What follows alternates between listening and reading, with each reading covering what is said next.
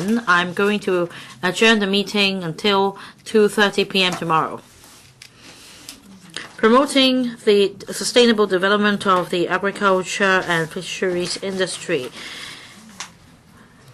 Members who wish to speak in the motion debate will please press the request to speak button. I now call upon Mr. Steven Ho to speak and move the motion. Mr. Steven Ho. Thank you, Mr. President. Well, as a primary industry, the agriculture and fisheries industry is a traditional industry. It is the root to all societies. To explore why our agriculture and fisheries industry has developed to this state today, I'd like to say something about the history of the A&F industry. In the middle of last century, due to political need, the British colonial government formulated the food supply policy in Hong Kong so that Hong Kong could be self-reliant as far as food is concerned. However, back in the 1960s, the British colonial government mended ties with the Chinese government with the consequence that truckloads of food were transported to Hong Kong. But did that mean that there was no longer the need for Hong Kong to be self-reliant? The Hong Kong British colonial government did not adjust the policy, and instead they adopted the laissez-faire policy. So the consequence was disastrous. So as there was no further consideration to adjust the agriculture and fisheries industry, our industry has developed to such a state. In the new territories, you see agricultural land scattered in the NT, and these plots of land fail to produce or adopt a modernized production model. In fact, when we talk about sites for housing development, now farmers were first to come out and speak out. And in fact, the British colonial government must bear responsibility. After reunification, unfortunately, we had outbreaks of avian flu and Japanese encephalitis, and there were more and more voices to enhance food safety. In 2005 and 2006, the government introduced two voluntary license surrender scheme so that more than 160 poultry farms were closed down for the sake of minimizing risks of spreading the virus. Of course, there are facilities and guidelines that were suitable, but or reasonable. But I want to talk about this example. Moving chicken farms, for example. When one farm is relocated to another place, the new location must, before 2006, have been a chicken farm, and yet no compensation was given. I mean, the operator must not have sought any compensation. So the guidelines are actually not effective at all. How could you enhance biosafety and food safety? We need a holistic biosafety measure, and you should furnish a new place before you move in. Failing to do that, the agriculture and fisheries industry is affected. And coming to the fisheries industry, in recent years, in the western waters of Hong Kong, a number of infrastructure projects have been going on. Reclamation, dredging, all of these cause damage to the water quality. However, the administration put the blame or passed the buck to the fisheries industry. This is debatable. Another example, For the Hong Kong-Zhuhai-Macau Bridge project, of course, works have to be carried out, reclamation has to be carried out, and yet there will be a marine park set up, and fishermen will be allowed to practice fishing there, and yet the license is not transferable. So that means in 1 or 2 decades' time, that zone will be prohibited from or fishing will be prohibited in the zone. So how can you attract newcomers to the industry? I hope the government will really consider the policy seriously. And about clashes with mainland policies, trawling ban was formally introduced in 2012, and there were 2 types of fishing. One is external, the other is internal. For the internal type of fishing in local waters, they are confined by the policies I mentioned. For fishing outside Hong Kong waters, well, Dr. York Chow, the then secretary, did not fully communicate with the mainland authority. He did not know that the horsepower of boats and the number of vessels would be limited. And for example, my boat is already 20 years old, and it's old, and I need to alter the engine and increase the horsepower for long-haul trips. And at that time, there were conflicts within the fisheries community. Well, eventually, the proposal was passed. Well, the last administration did not communicate well with the mainland authority. Fortunately, this administration is doing a better job in this regard. So, as far as the fisheries is concerned, in the past, the government adopted a laissez-faire policy. Whereas for this government, it is more proactive. It has rolled out a fisheries industry development fund, and it has also conducted a consultation. Well, we asked whether a consolidated agriculture park can be established, and my motion today is about giving priority to the development of agriculture and fisheries industry to provide proper support to the industry. And yet other sectors are concerned. When I say that priority should be given to our industry, it's a matter of salvaging our industry as a result of non-action by the government over the years. As a member of this council for this term, the agriculture and fisheries industry's development can help stable food supply and stabilizing food prices. With rapid development in the mainland, about 80% of our food is imported from China. However, when the mainland's living standard finally catches up with us, what will be supplied to Hong Kong? Maybe only the leftovers will be supplied to Hong Kong.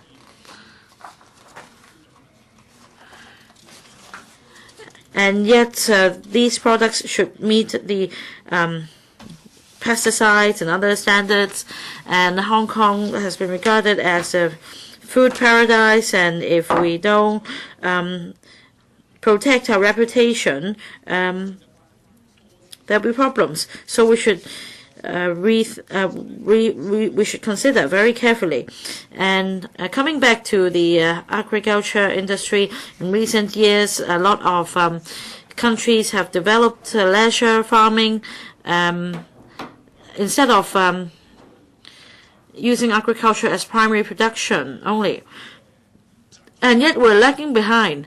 Let's say we have a farm, and then we yield crops, and then we sell the products, and that's fine. What if I charge admission for a visit to the farm? That's commercial, and this is not permissible. What about picking strawberries from the farm for producing strawberry juice to be sold to customers? No, this is not permitted either, because it's a commercial act. So there are lots of restrictions on how we use agricultural land.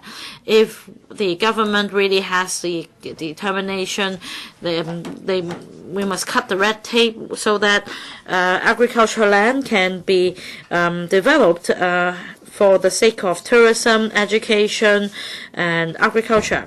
Well, DAB earlier published a report on the development of agriculture industry. And in relation to high value added new direction for development of the industry, the DAB has proposed many recommendations for the government to cut red tape, do away with restrictions, so that appropriate policies can be rolled out for facilitating the development of the industry into a high value added direction.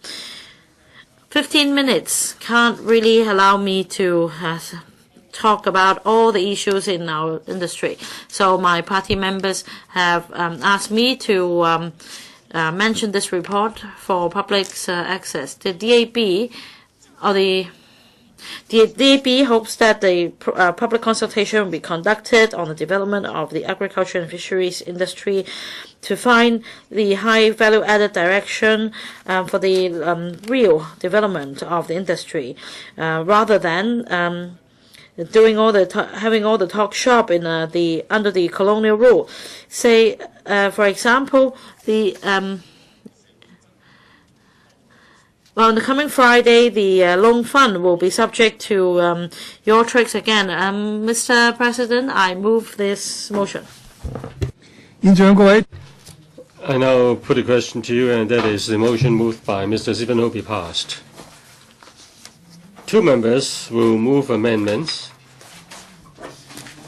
The Council will now proceed to a joint debate on the motion and the two amendments. I will call upon members who move the amendments to speak in the following order. Dr. Helena Wong and Dr. K.K. Kwok, but they may not move amendments at this stage. Ms. Helena Wong. Mr. President, when I received the wording of Mr. Steven Ho's original motion, I find it mind-boggling. The first sentence of his motion is that the agriculture and fisheries industry has all along been providing a stable food supply to Hong Kong and playing a significant role in the process of economic development. I don't quite understand this. Mr. Ho has not provided any data. It may cause a misinterpretation of the statement.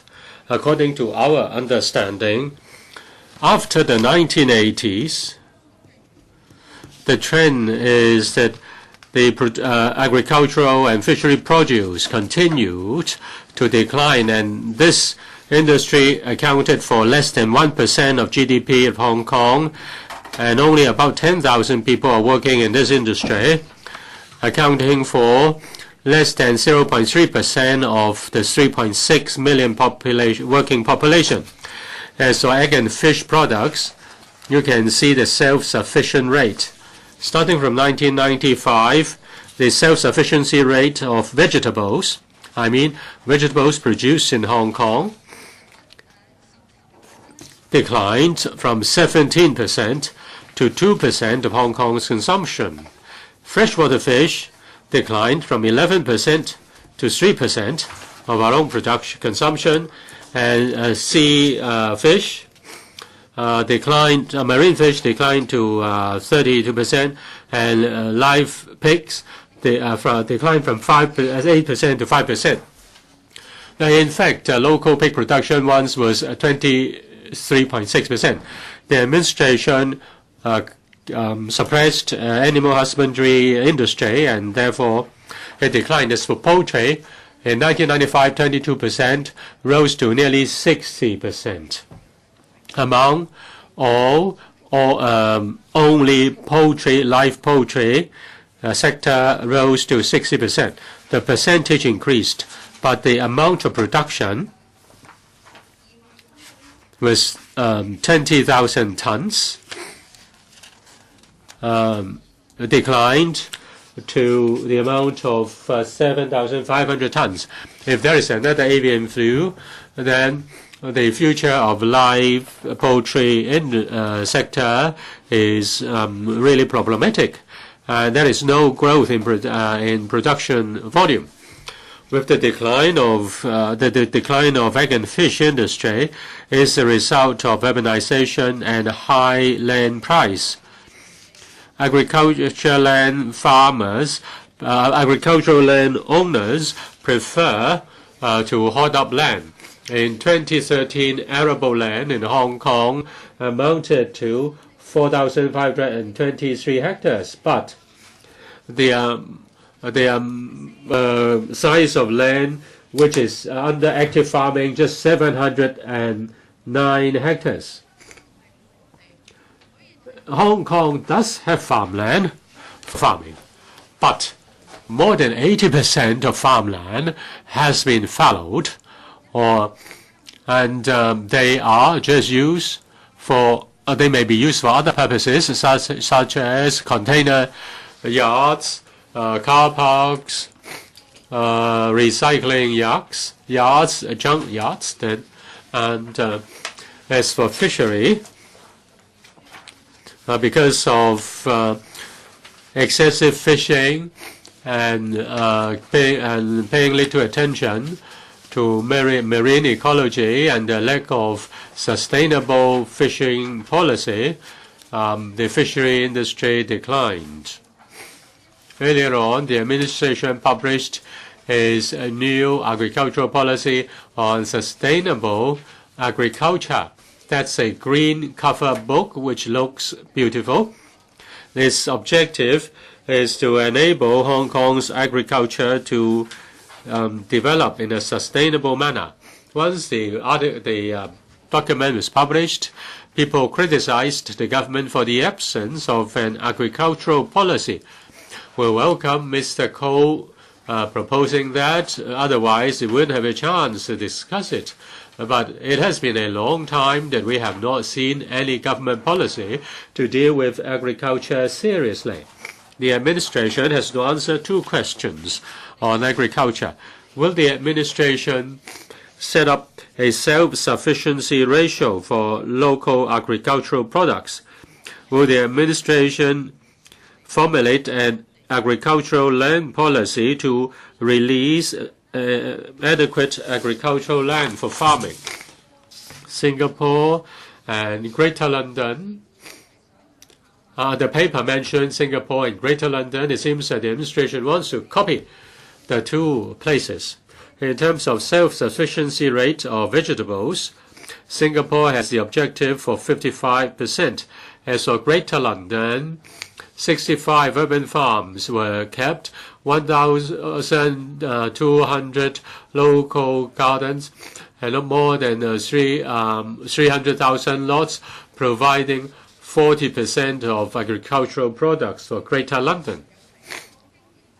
The administration mentioned overseas experience, but the administration doesn't say a word on the self-sufficiency rate of London and Singapore. If they think the moon is more beautiful in overseas cities, what's the point of just referring to Singapore or Greater London without referring to their self-sufficiency rate in terms of farm products? We need to set targets. Otherwise, it's hard to say how we can support agriculture. After you've set the self-sufficiency rate, you need to introduce related measures to support local agriculture. Those who are familiar with agriculture have done an estimate. If all farmlands are put to active farming, then the self-sufficiency ratio for vegetables can be as high as 40%, between 27% to 40%. That is an ideal target. That is to reinstate the situation before the 1980s. This may not be possible. If the administration just stay at giving technical support and only designate a small lot as an agricultural park, then the government is not promoting sustainable agriculture. The administration is just going through the motions. If the administration has intention to promote agriculture, then the administration will have to face the issue of setting a self-sufficiency ratio on food products. The second issue is to deal with fallowed land. The administration just in the paper mentioned the setting up of an agricultural park, but what about the arable land that is being laid waste? It may be problematic to put them to active use, active farming. You just earmark a piece of land for an agricultural park. You're just dodging the issue. This is a crucial issue in respect of agriculture. The CUHK, a professor of CU Hong Kong, pointed out that the introduction of a penalty on fallow farmland and giving incentive to active farming will help to relaunch Hong Kong's agriculture. Is it unfair to the landowner? The landowners, the government can look into that. The administration doesn't say a word on a lot of land a lot of farmland being abandoned. The administration has no intention to promote agriculture. In my amendments, Mr. President, I also mention the livestock industry. In terms of live chicken or live chicken, we should assist local live chickens to increase the number of chickens they keep, so that Hong Kong doesn't need to import live chicken from the mainland. At present, the mainland is not able to control its avian flu. There were 499 avian flu contracted by humans. The mainland cannot control the spread of avian flu. Why can't we stop the import of avian flu from the mainland? This will help us to control avian flu from getting into Hong Kong. This will indirectly encourage the development of livestock industry in Hong Kong. Dr. Kwok-hing, President, the Civic Party welcomes this topic. The Civic Party has been urging for a healthy diet to be adopted. We have been liaising with the food concern group to upgrade the food ingredients. And today, if you look at Hong Kong's situation,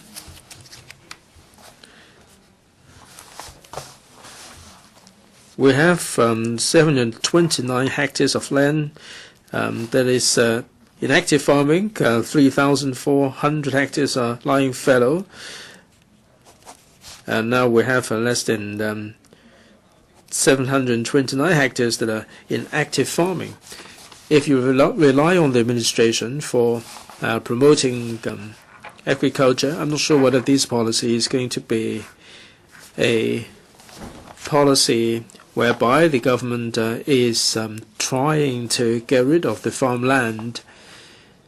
When land is resumed, they would ask the existing farmers to move to the new farmyard with 70 hectares of land, and they will be able to reclaim the land or repossess the land successfully. The 70 hectares, I think it is a bit of a joke.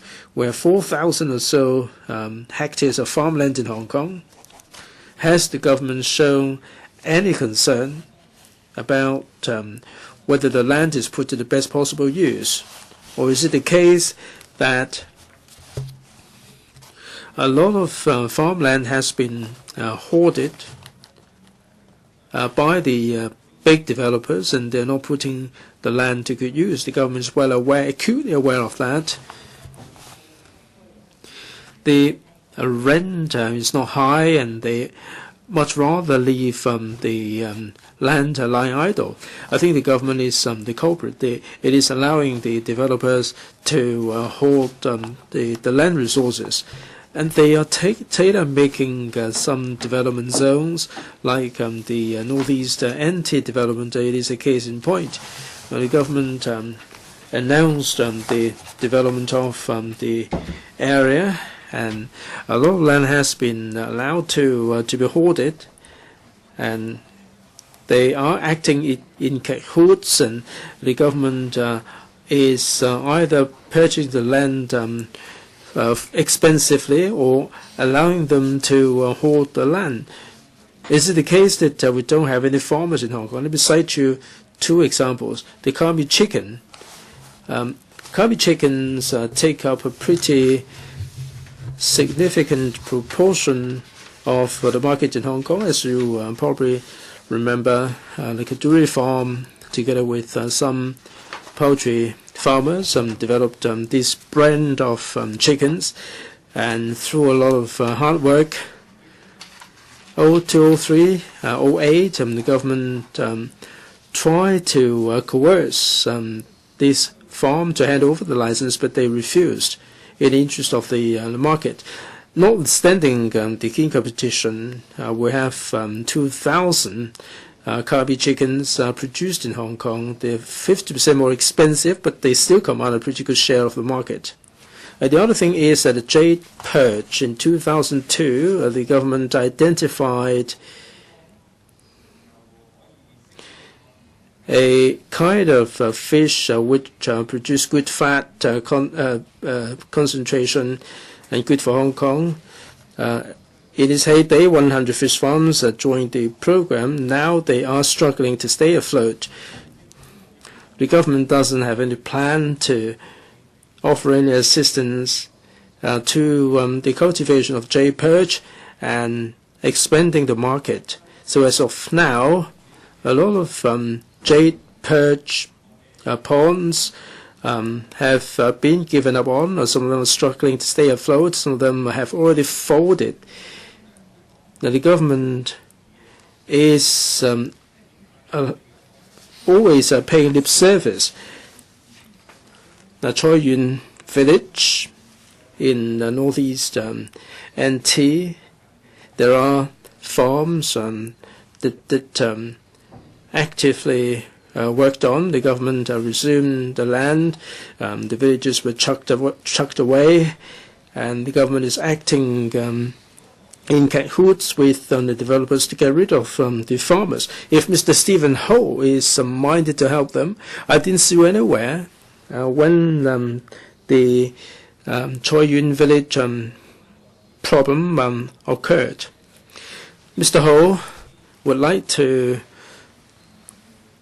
launch certain recreational or leisure agricultural activities. We have no objection, but there are people who are rearing poultry. They are farming to supply to the Hong Kong market, and we're stifling them. We are driving them out of existence. Instead, we are providing the recreational agriculture and fisheries activities. I think he is putting the cart before the horse. We have no objection to farms that are of educational value, but the key thing is we have to have good enough supply for Hong Kong market. It's not as if we don't have the capability. The poultry farms, a case in point, we can supply 60% of the local demand.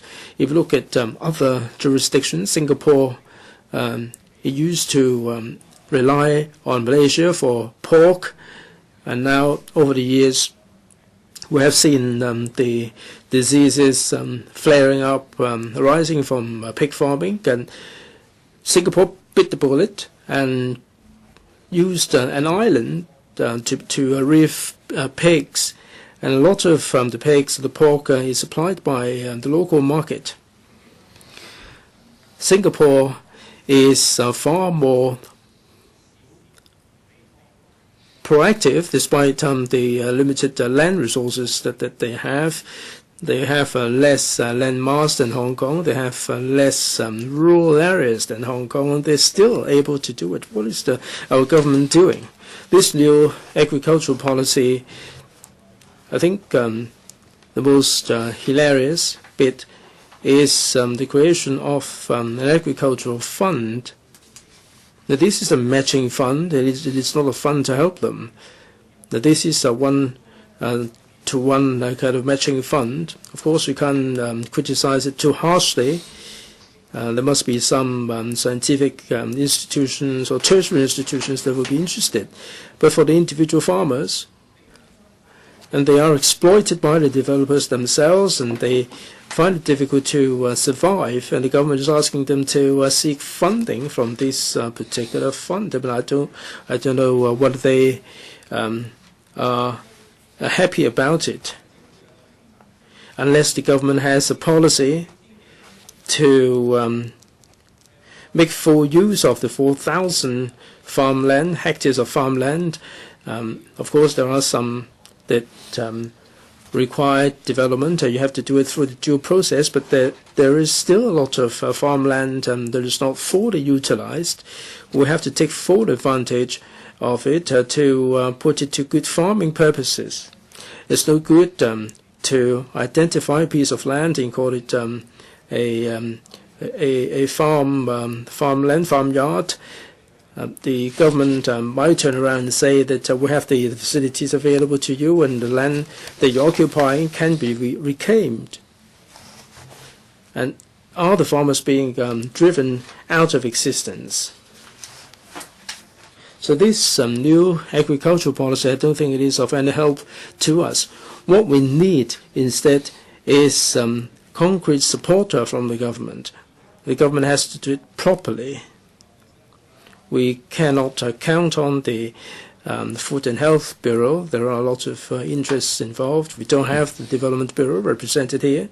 And the government is really acting in cahoots with the developers.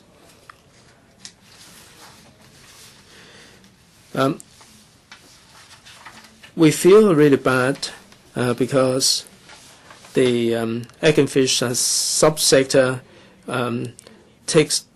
takes up 60 seats of the small circle election. What the government is doing is out of proportion to the size of the sector. I hope that the DAB or Mr. Ho, you have to do something for the agriculture in Hong Kong. Thank you. Secretary for Food and Health. Mr. President, I thank Mr. Steven Ho for moving this motion to express their concern about Hong Kong's agricultural policy and its sustainability. The agriculture and fisheries industry has long supplied Hong Kong with fish and vegetable. There are about 4,000 vessels from Hong Kong with 8,000 people working on it. The catch was about 160,000 tons, and there are 26 aquaculture zone with about 900 people working in them. In 2014, the production was over 15 million. When it comes to pond fish, they're mostly on mainland, in the new territories. In 2014, they produced about 2,000 tons of fish. When it comes to agriculture, we have over 2,000 farms with 7.1 kilometers square, and have about 4,000 workers working on them. In 2014, the production was about $800 million. And producing flowers that is worth at about $400 million. We agree and attach importance to the sustainability of our fisheries industry because it will bring multiple benefits to Hong Kong. In the past few years, we've been launching different policies to help the industry upgrade and restructure. When it comes to agriculture, according to the Committee on Sustainable Fisheries Development, there are a number of policies put in place to modernize the industry, to make it sustainable. and the catch volume was controlled to make it sustainable. And a few years ago, we have introduced the trawl ban. We have set up a working group on the trawl ban and give out ex gratia payment to fishermen who have been affected. And we want to help fishermen, and we want to promote other related industries. We are in the process of asking funding approval from the FC to increase the level of commitment in the development fund. In 2014, there is for sustainable fisheries development fund set up. It covers a number of areas. They include training, support, assistance to fishermen who would like to change their jobs, assistance in different areas, and assistance with aquaculture. And in 2014, we've started accepting applications. We've received 15 and dealing with them. We hope that in 2015, in the first quarter, we'll be able to issue the first batch of assistance. We want to tap into the potential of our fisheries.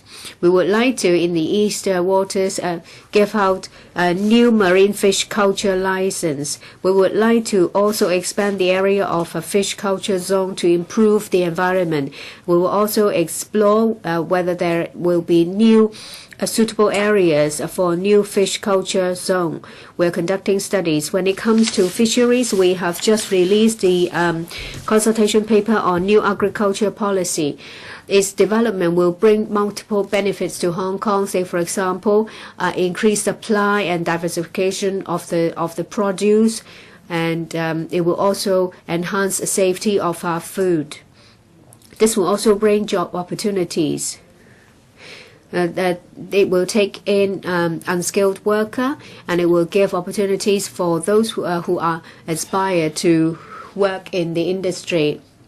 We have a new agricultural policy. We will have supporting facilities to make the policy effective.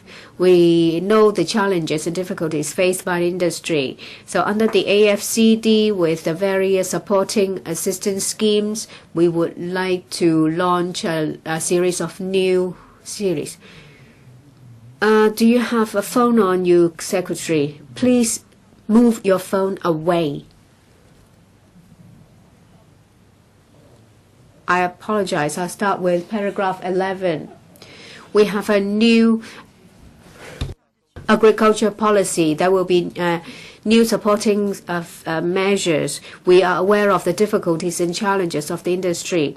So under the AFCD, under the existing supporting facilities, we will launch a new series of measures. First, to explore the possibility of setting the agri-park and to put in place a sustainable agriculture development fund, and to help local farmers with marketing and other auxiliary activities. Say, for example, leisure, agriculture, and education activities for students. We are looking forward to members' input. I will be here to listen to members' views. In my concluding remark, I will respond. Thank you. Mr. Yuk-man, President, today in Hong Kong, the economy is dominated by the service industry, but the SAR government and the industry have been talking about high value-added industries, but it seems that almost everyone has forgotten fisheries and agriculture. We rely on imports, on almost everything. A few days ago, the chairman of the Democratic Party and Dr. Helena Wong said in Taiwan that there's no question of Hong Kong independence. We rely on the food supply, on the mainland for food supply and for water supply. But actually, we do not mainly import from the mainland, because goods imported from other places are cheaper than mainland supplies. 10 years ago, Korean farmers came to protest in Hong Kong. They issued an open letter to Hong Kong people. And he quoted a Song Dynasty book saying that agriculture is the base, the foundation of every country. Agriculture and fishery provide the basis for other processing industries because it's the raw material that they supply. Italy and France have advanced cloth garment industries, but they still have a very good agriculture sector. Sushi of Japan and ribeye of US are local products in their own countries. In Japan, in France, the food-related facilities are tourist attractions. Hong Kong is a subtropical place. We can grow different types of plants, but since the last century, we go for profits, and now that we have only just a few industries left. In Taiwan, they have a committee on the development of agriculture. Mr. Li Denghui was the leader of that committee, and he was subsequently elected president. In Taiwan, in terms of varieties of vegetables and fruits, Taiwan is famous. They are self-sufficient. They can also export their produce to various places, including the mainland. What have we got in Hong Kong?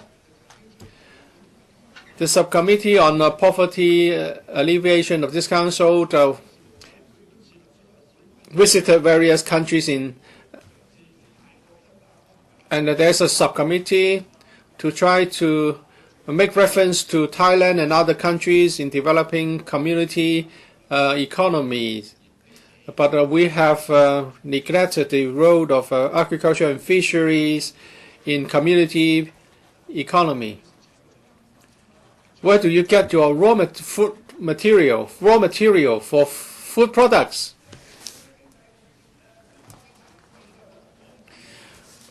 But your brainstorming session is just a talk shop. There's no follow-up action. Your hawker policy is to eradicate hawkers. So you are not going to develop agriculture and fisheries. That's beyond your imagination. I've mentioned Singapore, Taiwan, Thailand. They have night markets or fairs. They sell handicrafts, local food items. The raw materials come from the local agriculture and fisheries. Otherwise, they cannot survive with fluctuating transportation costs and exchange rates without a local supply source. And also in Hong Kong, we have the link monopolizing the retail space. Hong Kong's economy is now in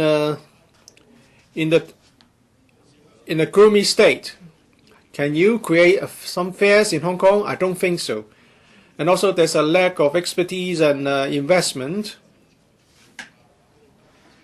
People can only take up low-paid jobs such as security guards, salesmen, and earn meager income. They cannot be self-sufficient. In 2012, the 5 property developers owned 1,000 hectares of agricultural land. That's 5 times the land bank owned by the government.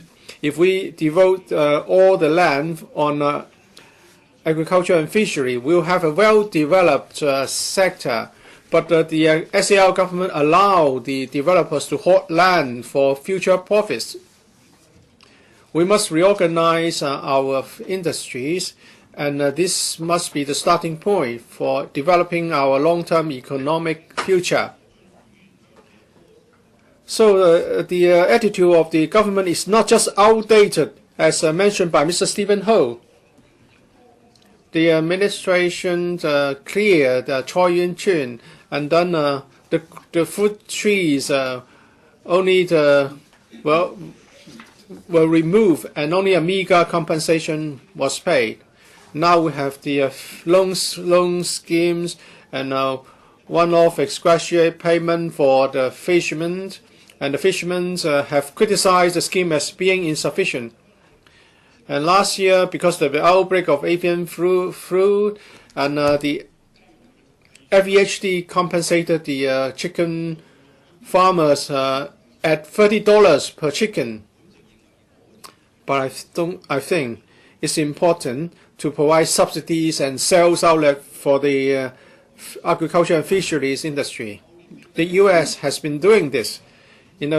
Last year, $5 billion plus were paid in subsidizing farmers to sustain the agricultural sector, and they also have a very well established light industry sector to take on board the farm produce produced locally.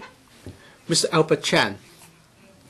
President, when it comes to agriculture and fisheries policy, I have been telling the Secretary what I think for years, and Dr. Yok Chow was the worst among the secretaries. He just ignored the farmers and fishermen, and he wouldn't even agree to meet with them. I have to criticize Dr. Yao for ignoring the agriculture and fishery industry as well as the practitioners. Dr. Ko is comparatively more positive. I talked to him on a couple of occasions. Maybe he was trying to appease me. At least his attitude has been positive. I hope the attitude of his can be translated into work and also achievement and results. The SAR government is a total failure when it comes to agriculture and fisheries policy. There's no policy to speak of. This is allow the sector to continue to survive, if they can survive. Back in 1990, the fishery sector had a catch of 89,149 tons. In 2013, it's just 38,000 tons from marine fish. In early 1990s, the amount produced is 33,860 tons. And in 2012, it's just 1,299, or one-third of the previous level. And for 2010, it's a 15,100. 2013, 8,800 tons only. So things doesn't look good for the agriculture and fisheries industry. Mainland produce used to be cheap, and local produce was not attractive in terms of price. But now we have room to reintroduce agriculture and fisheries industry. Earlier, pig farmers' licenses were taken back. I suggested that we can have multi-story buildings to keep pigs, but Dr. Chow wouldn't consider any development of the pig farm industry. At the current prices, pig farmers are willing to move back from North Guangdong to Hong Kong, and the prices of chicken are good enough for chickens to be kept in Hong Kong, and also fish prices are attractive, and we can attract fishermen to do inshore fishing or aquaculture. But in order for all these to happen, the government must have clear policies to help the agriculture and fisheries industries in terms of land, transportation, and infrastructure. Because sometimes, even if you have the land, you don't have water supply.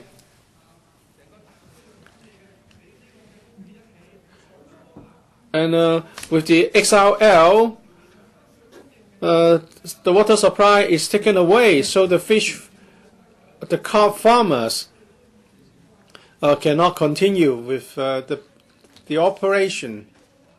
The AFCD doesn't care about the fate of individual farmers. The AFCD couldn't care less about their fate. There's no sympathy for the difficulties they face. The officials get paid all the same, whether something bad has happened to the agriculture and fisheries industry. The SAR government policy has failed, leading to a dwindling of the agriculture and fisheries industry. In many city-states, even Singapore, have their own agriculture and fisheries policy.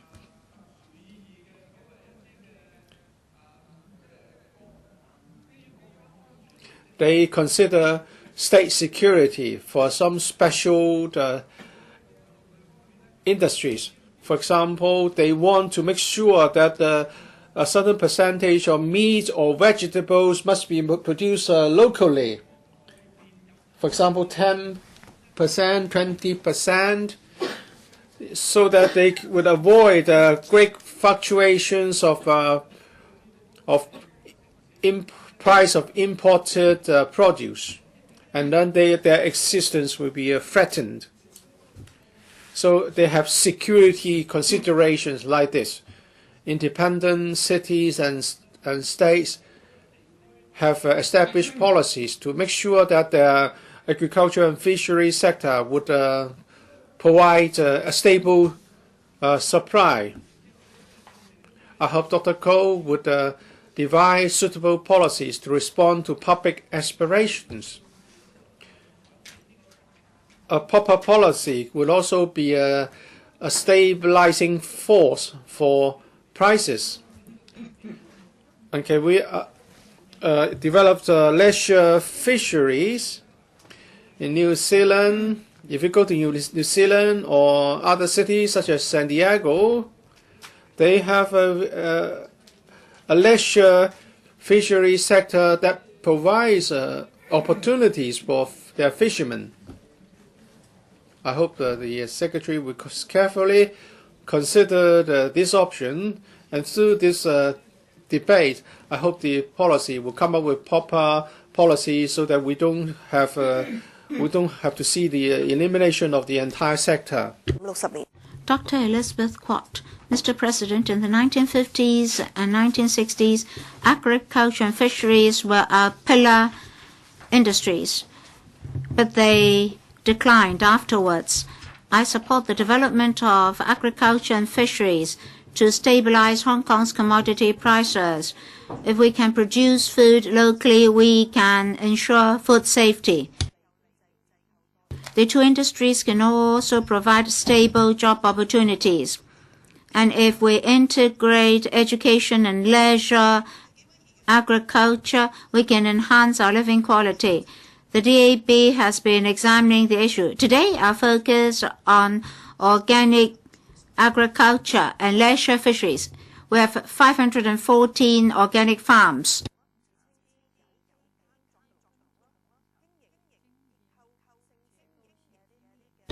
including family farms, structural farms, corporate farms, and leisure and education-based farms, amounting to 1/5 of the total number of farms. We have potentials for developing high-value agriculture, but we now face a number of problems. First, the public does not have sufficient confidence in organic products. They cannot differentiate the genuine from the fake. But given limited resources, promotion and regulation encountered difficulties. In the long run, we should legislate to regulate organic products and set up a certification system. All produce should have government certificates with proper labels. In the short term, we should have public accreditation and enhanced regulation. We have to do more promotion and education so as to enhance public knowledge in this. The difficulty is local organic farms are small with unstable supply and avenues and high prices, thus deterring consumers. Small-scale farming and instability are mainly due to a lack of farmland. Without stability, farmers dare not invest in the long term, so they cannot have large-scale farming and guarantee. In the course of organic farming, chemical fertilizers or genetically modified seeds cannot be used. Farmers have to encounter technical problems like pest control, fertilizers use, etc. And in harvesting, farmers have to separate organic products from other products. Coupled with difficulties in transportation, our production costs have been high and the prices are higher than conventional produce. We must have comprehensive agricultural policy and identify farmland for the farmers. Besides, the government must set up an egg and fish technology fund to encourage R&D such that the academia, the farming community, and other parties can research into agriculture. And there should be a quadripartite collaboration mode so as to develop comprehensive farming estate. So we should have new agricultural production to promote high-value products and transformation. We have a very tense and noisy city life. In recent times, members of the public have turned to personal farming. That's known as leisure farming. That is to integrate agriculture with leisure. A few years ago in Ma-on-shan, together with Sha Tin Women's Association, we launched the first farmland for leasing. All along, over 1,000 families are waiting. Many members of the public go there to do farming. On holidays, families can experience farming. At the beginning, a 60-odd-year-old lady was wheelchair-bound. She came and could not farm, but now she is very mobile and do farming daily. And parents and children every now and then send me fresh produce. Some parents told me that in the past their children wasted food, and now they experience that farming is difficult, so they have learned how to treasure food. Leisure farming is environment-friendly, can ease tension and enhance living quality. But the government has not attached importance to that. We don't have sound laws to regulate such activities. In law, the government has defined leisure farming as commercial activities, thus imposing a great deal of restrictions on the activity. All farming structures have to be applied to the government, and there are criteria for approval. The application procedures are applicated. Farmers cannot build on farmland recreational, catering, and lodging facilities. This is not conducive to the long-term development of agriculture. The DAB suggests that the government streamline the procedures concerned and set criteria for such structures so that ancillary facilities can be erected on farmland to offer more choices to the public. The public loves green life, so leisure farming will present new opportunities. We must have new farming policies to promote leisure farming such that the public can enjoy leisure farming and enjoy organic produce so as to promote the development of agriculture and fisheries. Thank you. Mr. Kwok-hing. Mr. President, I speak in support of Mr. Steven Ho's motion. Mr. Ho's motion is an opportunity for the government to reflect on itself. Right from the beginning, Mr. Ho said that in the past, the government had adopted a positive non-intervention policy. Well, I think this is open to discussion. It's not positive non-intervention policy. It is actually positive intervention policy. Why? In the past, the government had been actively intervening with agriculture.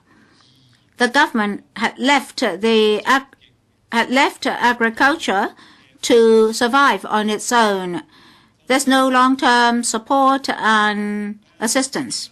And of course, there was no policy. Why I say this is positive intervention?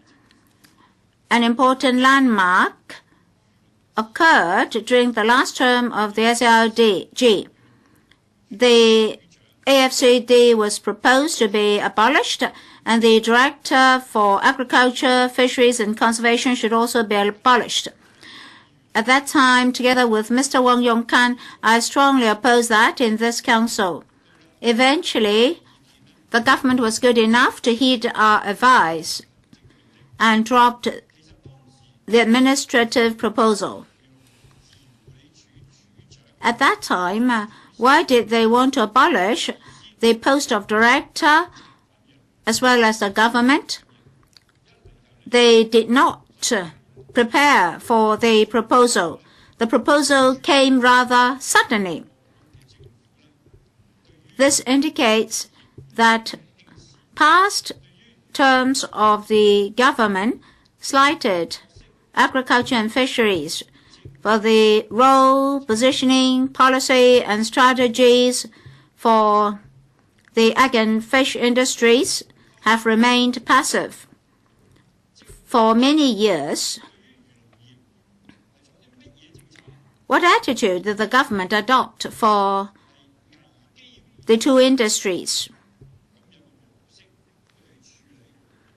I believe the government adopted a risk-response approach. Why I call this risk-response approach? When there were problems with chickens, they dealt with chickens. When there were problems with fisheries, they acted on fisheries, and then they tried to revoke pig licenses, fish licenses, or fishing raft licenses, and so forth. At most, certain subsidies were offered. There's no long-term policy for supporting the two industries. There's no positioning for agriculture and fisheries. The government would not see anything to happen for the agriculture and fishing industries. The government wanted to avoid trouble. In that case, how can these primary industries receive long-term and effective assistance for good development? How can we have more resources for the two industries? How can we have more people working in those two industries? All these are the consequences of negative policies. I'm pleased to see that this term of the SARG has adopted a different attitude. This term of the SARG has adopted a more positive attitude towards egg and fish. In this year's policy address, a new agricultural policy is proposed. The CE and the SFH had proposed policy proposals which represent a market improvement when compared with the past. We should welcome that. Still, I don't think that's enough. Mr. Steven Ho's motion is about agriculture and fishery. Two industries. In the panel, we asked why the government only acts on agriculture but not fishery. It's just like a person with one limb off. Why can't we have both? Just now, the Secretary mentioned 4 measures: Agri-Park, Agricultural Fund, ancillary activities, and so forth. Well, you can adopt the same for the fishing industry. Can the government do more? I hope that today, after listening to us, the Secretary can go back and conduct a comprehensive review on the two industries and formulate annual plans for the two industries with time schedules and concrete measures. The government should not just support one of those two industries. Well, there are a lot to discuss about agriculture and fishing and fishery, but I believe we can finish our discussion tonight. The examples cited by Dr. Elizabeth Kwok indicate that the government has not been adopting a positive policy for the two industries. That's why the government had been using urban administration to manage agriculture and fishery. Why is it that farmers have to go through so many departments to lodge applications? Still, we're unable to identify the crux of the problem. Dr. Ko, I would like to appeal to the Pan-Democrats tonight that since they always say that they support agriculture and fishery, for the filibuster, for the fishery development loan fund, they should show their support. Thank you. Mr. Chen-han-pen. Thank you, Mr. President. I thank Mr. Steven Ho for moving this motion on promoting the sustainable development of the agriculture and fisheries industry. Some suggest that the industry is a sunset industry because it accounts for a very small proportion of our total GDP. I don't agree. I think that this is a sunrise industry. This is an emerging industry because nowadays we pay more attention to food safety. We're more concerned about the nutritional value of the food that we produce. And we now have rehabilitative farming, and as we have leisure farming on weekends. If you go to Shenzhen and the New Territories, you can see that it has become a trend for people to go there and farm. And old agricultural sites are now being used for farming again because society is changing, and we are now developing leisure farming. Some years ago, I had the experience of practicing farming in Taiwan. I lived in a guest house with a very good quality and a good environment in the countryside of Yilan, and the operator came to the station to pick me up and treated me to the produce of Yilan. And the following day, the farmer accompanied me to climb up the mountains to pick highland vegetables. Why is it called highland vegetables? Well, this is a kind of farming method. During winter, they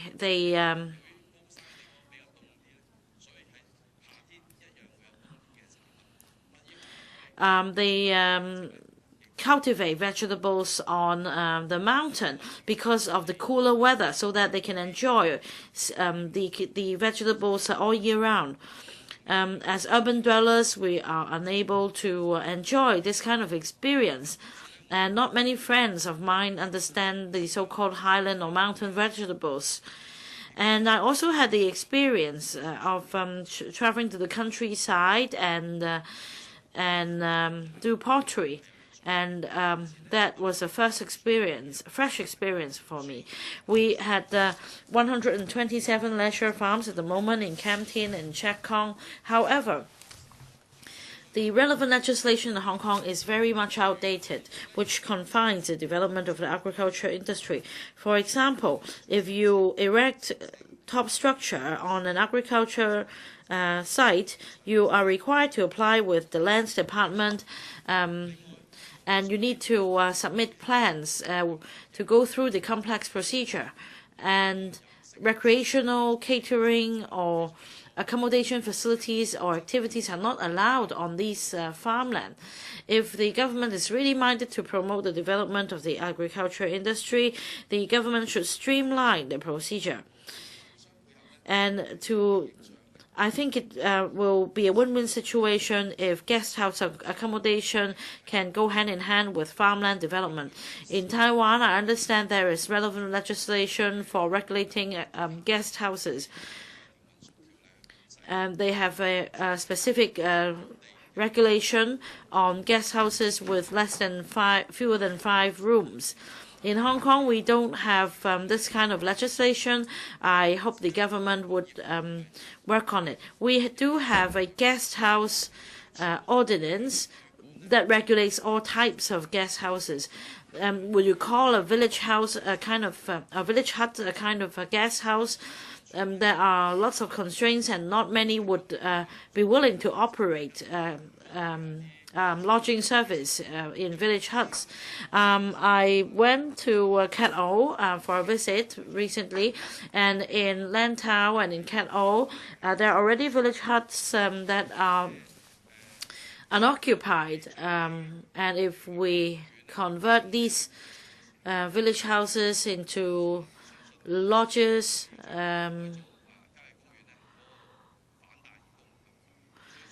I don't think this issue will be too controversial. The problem is for these huts in the country park, no accommodation is allowed and no conversion is allowed either. So the hut becomes useless. And in fact, there is room for us to provide jobs in such a manner. It will also be a chance to improve the environment. For example, for the Ministry of Environment in Japan in 2007, they amended the legislation to mandate that an element of experience with the nature be included in the education policy. And we should also allow our children to have this experience. It will help as far as the development is concerned, and they also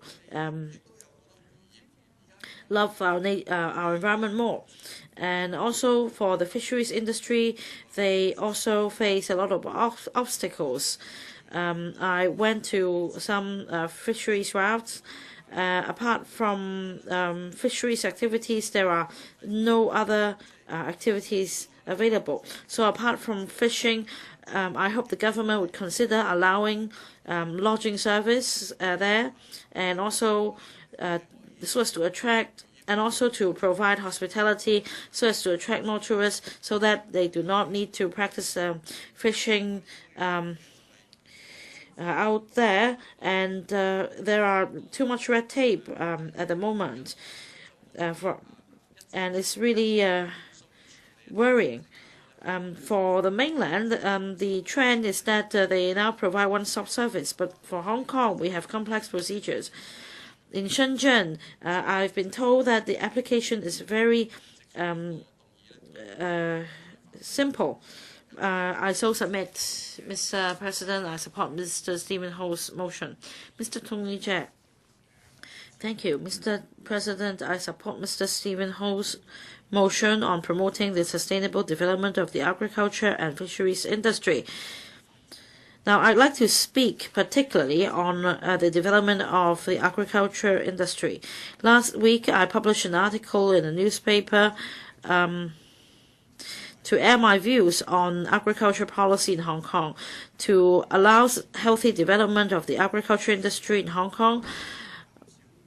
One problem that the government must tackle is to minimize abandoned farmland, in particular private farmland, and a target-based approach should be taken with coordination among government departments so that a multi-pronged approach can be taken to promote development of the agriculture industry.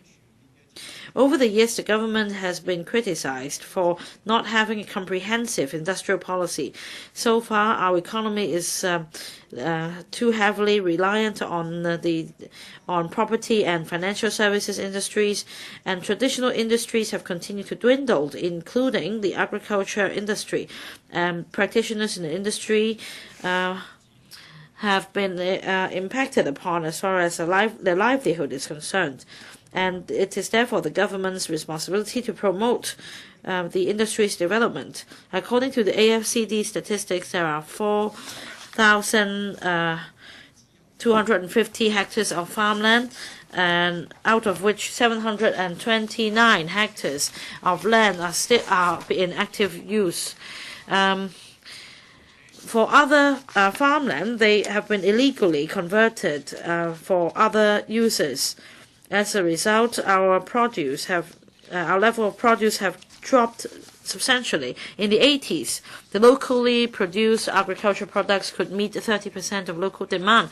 By 2013, local farm products could only account for 2% of the total vegetables supplied to Hong Kong.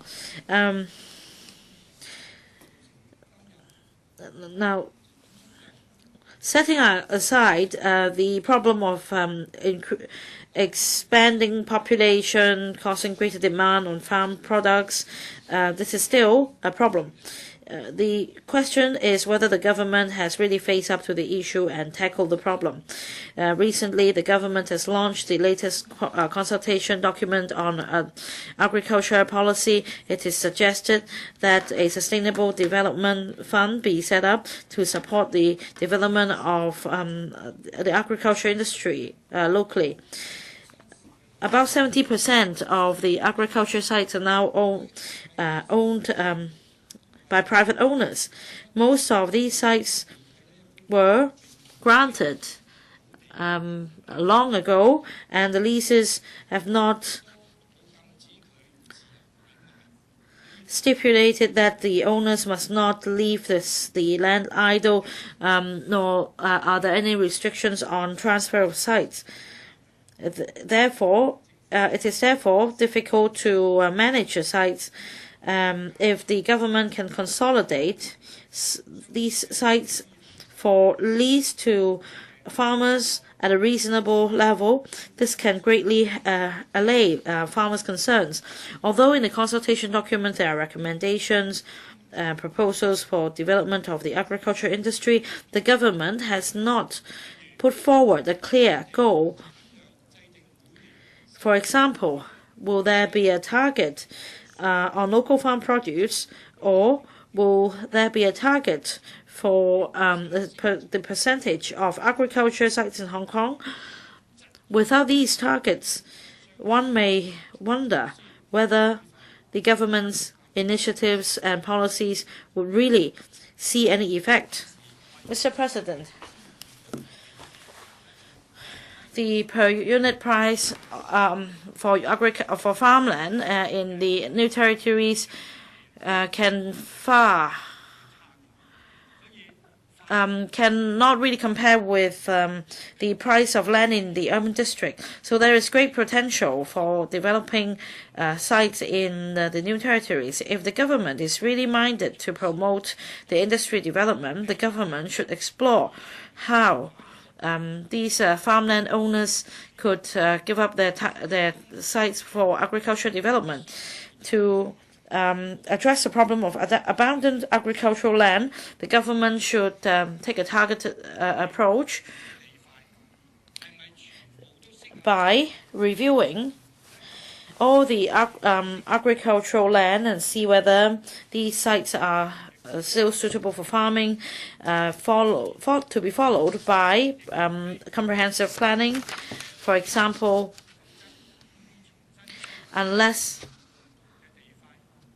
public interests are involved, these leased farmland must not be used for other uses, say for a period of 20 years.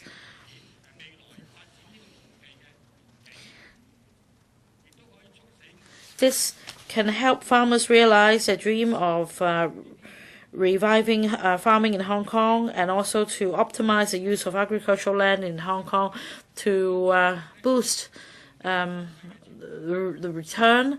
And it's hope that by doing so we can address the problem of abandoned farmland. I hope the government will give this serious thought. I so submit I support the motion. 主席 Mr. Christopher Chung. Chairman, probably people thought that I was a fisherman, but in fact I'm not. The administration introduced its consultation document on new agricultural policy. The report mentioned agriculture but not fishery. The fishermen are disappointed. Hong Kong has a long history of Hong Kong once was an old fishing village. There should be new elements introduced to develop the fishing industry. Fishermen will have a chance to to explore new fishing grounds. There should be leisure fishing, promotion of leisure fishing, and industrialization of the fishing industry. As for leisure fishing, we want to make use of the attractions related to the fishing industry and build in tourism elements and attract tourists. I have 4 proposals. The fish markets should be turned into tourism attractions. On Hong Kong Island, there are 2 fish markets, in Aberdeen, one in Pik-wan. Visiting the fish market is very attractive to tourists. In Japan, they are good at using the fishing culture and add in the tourism element, and they build the Tzuji fish markets. The Tzuji market is very attractive. I went there early in the morning. I arrived at about 4 a.m. I woke up at 2 a.m. It was rather attractive. And the restaurants outside the fish market also attract a lot of tourists. The DAB proposed to the administration that we should follow the example of Tzuji and build a fish market and attract people to go there, and we provide restaurants, fishing, museum, and other tourism facilities to so that we can have a new tourism attraction. And the government should allow the fishermen, the fishing junks, to have 1 license but having 2 functions. During ordinary days, they can go out to do fishing at sea, and during leisure time, the fishing junks can be used as a tourism facility for provision of seafood and also for bringing tourists to see the living of fishermen. Fishermen have made inquiries with the Marine Department. The fishermen have to spend more than $200,000 for leisure fishing, but the fishing boat will no longer be allowed to use for fishing purposes, for the fishing purpose. And there are also safety requirements in respect of the number of life buoys and number of life jackets. A fishing junk after conversion will no longer be a fishing junk, and the fee will be very high because the conversion cost is also high. On Hong Kong Island, in Causeway Bay, Aberdeen, and Pt1, there are typhoon shelters. If sampans are allowed to bring tourists to the sea and enjoy seafood like fried shrimps, fried cuttlefish, fried crabs, and the like that will attract a lot of tourists and local people. It is regrettable that the administration is really inflexible, and since 1969, the administration no longer issues any catering license, food license to the fishing boats. We should reissue, the government should reissue food license to the fishing boats so as to develop typhoon shelter food. And that will attract a lot of tourists.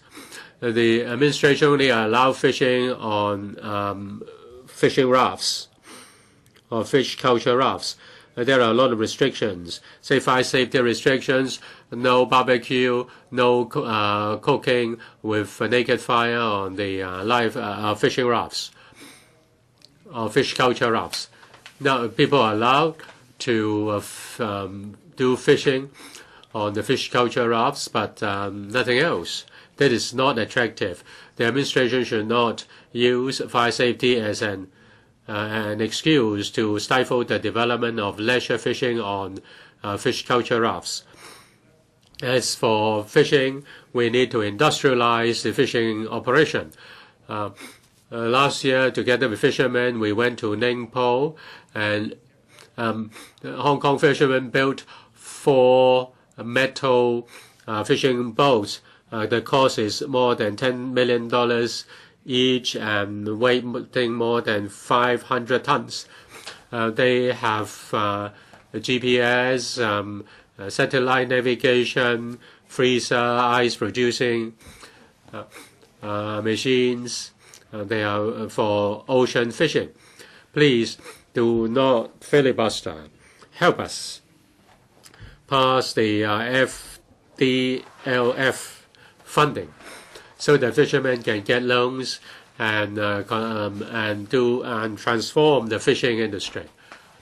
And finally, traditional fishing is a kind of family business. This cannot catch up with the times. Future fishing industry has to become an enterprise, and that will attract more young people. High technology can be used to deploy the whole fleet to ocean fishing. Say if there is ocean fishing, the whole fleet can make use of advanced technology to assess the availability of different schools of fish, and then there will be remote control and remote sensing and also remote communication to deploy the fishing boats. I hope the administration can give subsidy to that so that fishermen can catch more valuable fish. Industrialization and leisure fishing are the two most important directions. Mr. Hak-kan. Mr. Chairman, Mr. President, I support Mr. Steven Ho's motion on promoting the sustainable development of agriculture and fisheries industry. Mr. Christopher Jones has spoken on the fishery industry, and I speak on agriculture. Speaking about agriculture, there are people who do farming just to appreciate, to have an experience of farming. They are leisure farmers. Secondly, they farm with the purpose of getting a kind of second job. The third is using high technology to produce agricultural products like water farming vegetables. And the fourth is traditional farming. They till the land. Now there are 4 types of farmers. They have different demands towards the government in terms of government policy. If we just adopt a broad brush approach, if there is just a single agricultural policy to meet the demand of these 4 types of farmers, one may not, the government may not achieve the most desirable result. The government should be more precise in its policy details so as to meet the demands of different types of farmers.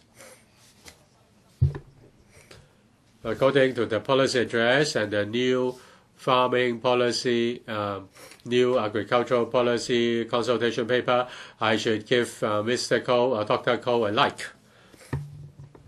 In the motion of Mr. Steven Ho, the administration just thinks along two directions. First, high technology, high value-added farming, say water farming and plant factory. That is intensive farming, and the production is high and production volume is stable. But the varieties of the produce are limited. That is very different from traditional farming.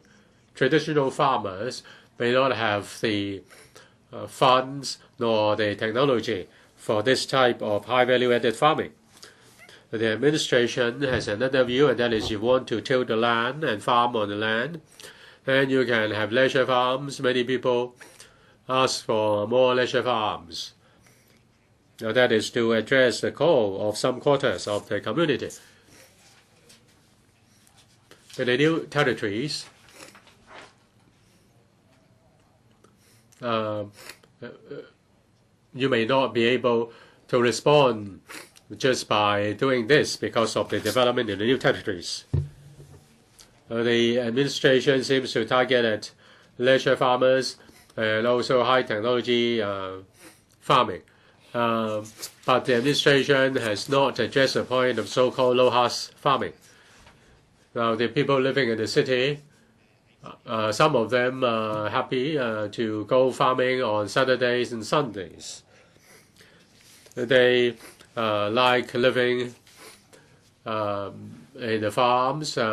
Some even quit their jobs and live in the new territories and rent land to do farming. But they have difficulties in doing so. Some of the landowners are afraid that there is problem of lease, and it's difficult to get back the land once the land is leased. They prefer to allow the land to stay fallow. Now there is a farming rehabilitation scheme, but the scheme is not too successful. Each applicant has to wait for 5 years on average in order to get a piece of land to farm. As for those who want to get a piece of land and farm on the land, that demand cannot be met. I hope that there can be further improvements. The government can be a middleman. The government can also give cash subsidy to encourage landowners to hire out their vacant farmlands to people who want to do farming. And for those who have got a piece of land to farm, they should open up their farms to allow public participation. That farm should be open to visits. The government should also release the restriction on land use and also on the putting up of structures on farmland. That is to remove the barriers. The administration should consider the actual situation of farmers and allow some flexibility that can avoid unnecessary restrictions which tie the hands of the farmers. Say, for example, water farming. There are many water farming factories. They are in industrial buildings. They are not able to take insurance covers. Many are doing water farming in the industrial buildings in breach of the law. The administration encourages new technology for farming, but there is no relaxation of control. That's self-contradictory. There are special features with regard to Hong Kong's agriculture, and it's not possible to compare apples with oranges. There is a demand for agricultural products, for locally produced agricultural products. They're concerned about safety of food, and there is a rising demand for organic agricultural products. Local produce can provide a better choice, a wider choice. The government should assist the local development of local agriculture. Thank you. Ms. Chun-yin. Thank you, President. The FTU has always been concerned about economic diversity. We're also concerned about agriculture in Hong Kong. Over the past decade or so, people see this as potential for development, but the government is really paying lip service. They talk about an agricultural policy. I wonder whether we do have an agricultural policy. What GDP does agriculture take up? So when the whole community is embracing agriculture and natural produce, it would be a good idea for the Secretary to raise this issue. I remember it was May the 1st. I heard about this policy being rolled out, and for those who embrace agriculture, they are saying that the government, it's a good idea for the government to launch this policy. I do pin very high up on this consultation document. I'm not against that agri-park per se, but it seems to me that this is trying to fob people off. Now, you cite a lot of stories in the document, but if you ask me whether we should have a sustainable agricultural policy, I think we do need it. In Hong Kong, we do have the right condition. We do have a lot of enthusiasts. If we have land and if we have enthusiasts, then we do need the expertise.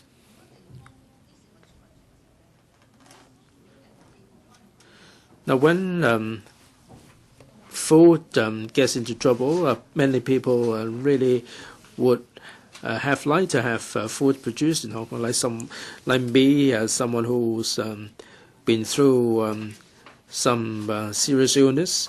We would like to have food which is safe for consumption. Now, the Secretary has been doing a good job in food inspection. Now, a lot of Hong Kong people would like to have products locally produced. We do have the land availability.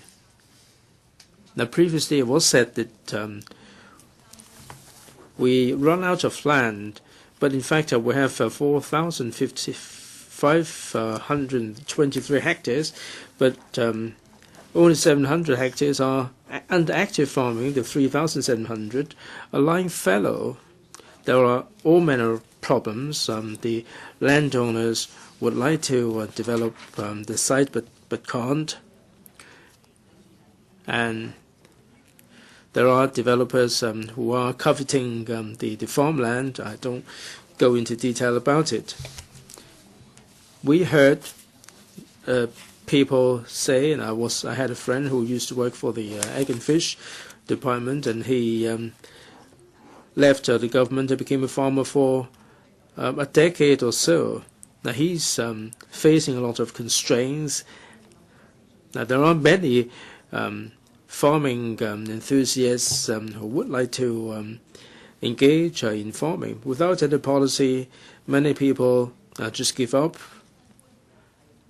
It would be difficult to restore farming in Hong Kong. But a lot of land that is lying fallow has been used for scrap metal, scrap cars, and open storage, and so on. I do hope that the government would have long-term thinking and see how land can be made available for the farmers. We do have the land available. It's just a question of policy support. Second, human resources. There are a lot of people who are keen on being farmers. We have 4,000 or so who are engaged in farming activities.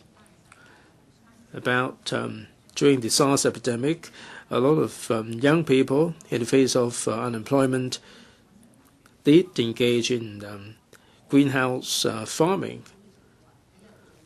There are enthusiasts who carry on doing it till today. We have 272 farming rehabilitation programs that are under application. I visited Kutong North, Kutong South, Masipo. I've been to lots of places. I interviewed a lot of people, and there are so many who are keen on farming. Now, these 70, 80 hectares of land for agri park is nowhere near enough. People have to wait anything up to 5 years for an opportunity to engage in farming under the rehabilitation program. Now, this agri park is a pilot. It happens in many countries. I feel that the government ought to come up with a good plan in this regard. That the FHB talks about the farm to table kind of process, and this is really wonderful. So the question is this for real? We do need to have town planning, we need to have conservation, we need to have all the departments concerned brought together before we can launch it, because if you launch it because of factionalism, different departments are minding their own business, and are you trying to fob us off and you just make us happy about the situation? There are so many people who are pinning very high hope on this, Mr. Secretary. They are going to visit, they're going to see the Secretary about it. Thank you. Ms. Ho, President, thank you. With me is a scroll. It says that